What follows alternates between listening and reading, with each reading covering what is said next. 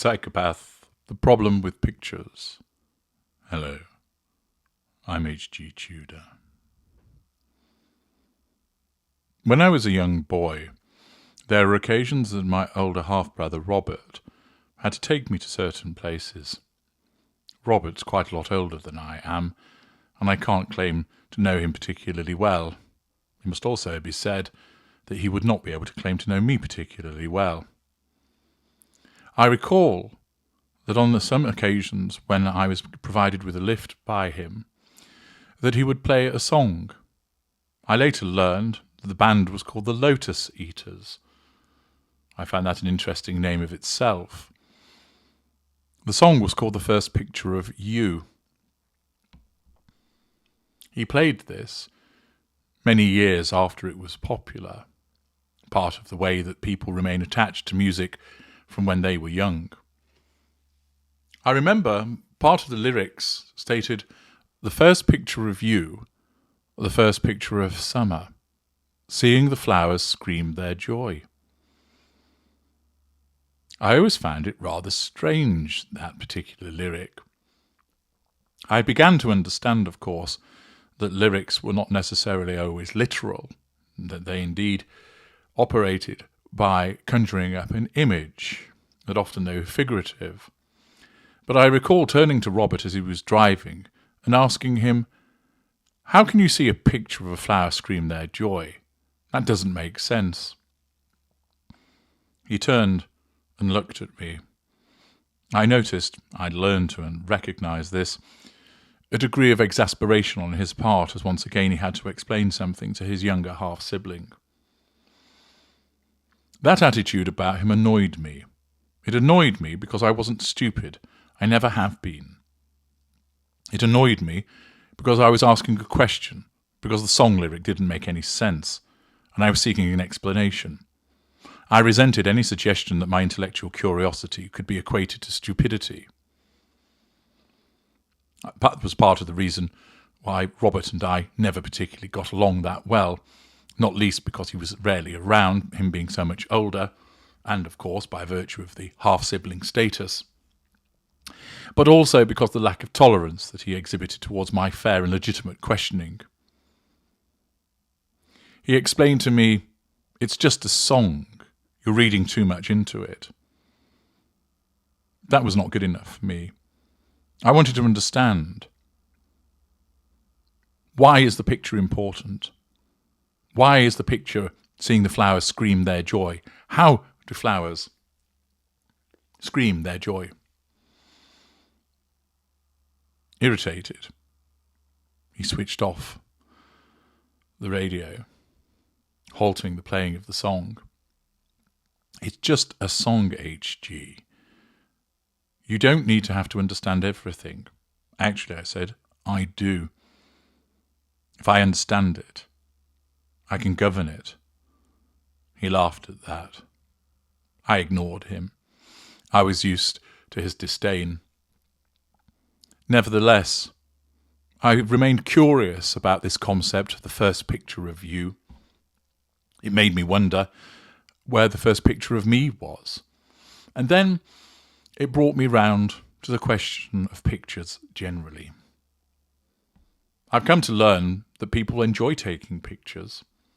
I've learned that the empathic individual and the normal individual invariably take pictures because they want to seal a memory of something, that they have an attachment to a place, an event, an occurrence, a gathering, certain people, and they want to hold that memory linked to that particular picture.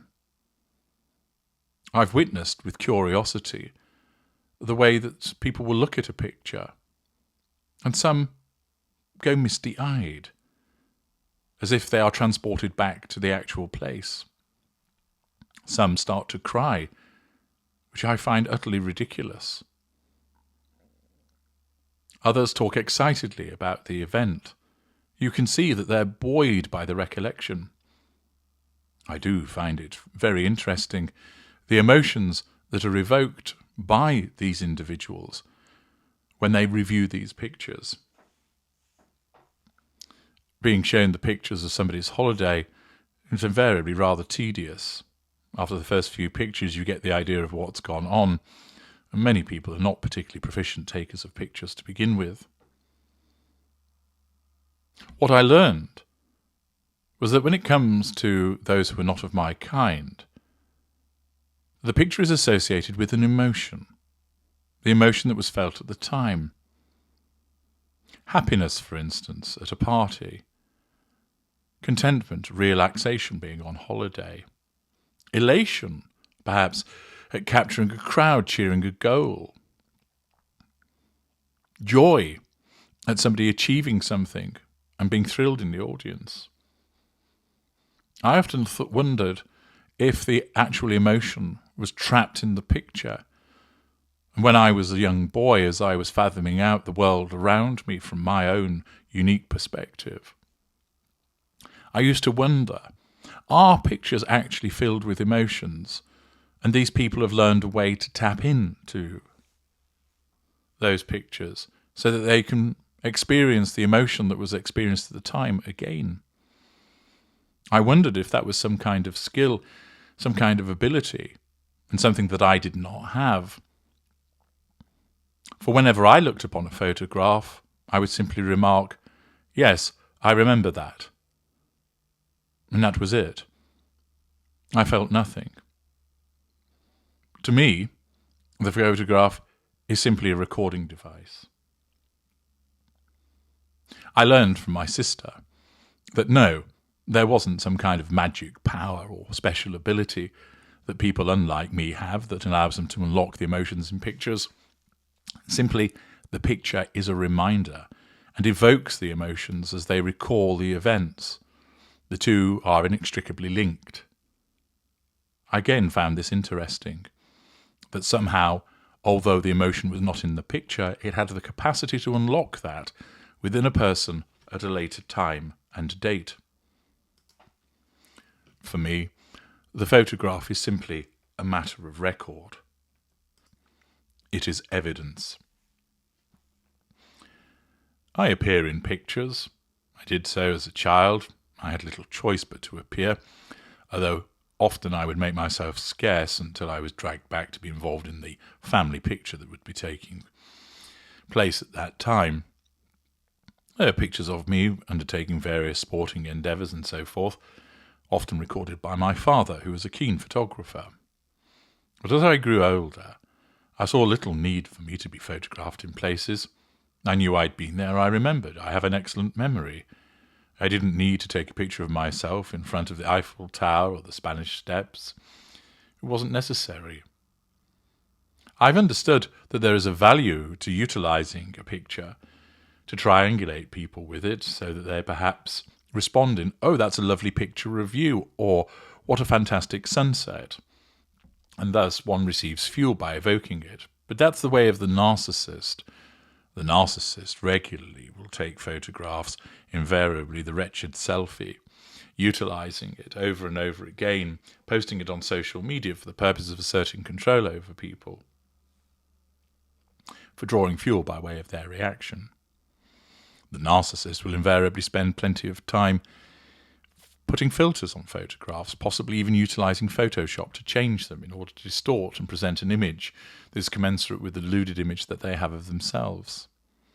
They will triangulate the world with the pictures, eliciting that response. But for the psychopath, the picture is simply a matter of record. It's there to be used to record an event, to be used as evidence. There's no emotion that's attached to it. There's no feelings. When one looks at it, one remembers an event, one remembers an occurrence, and that is it.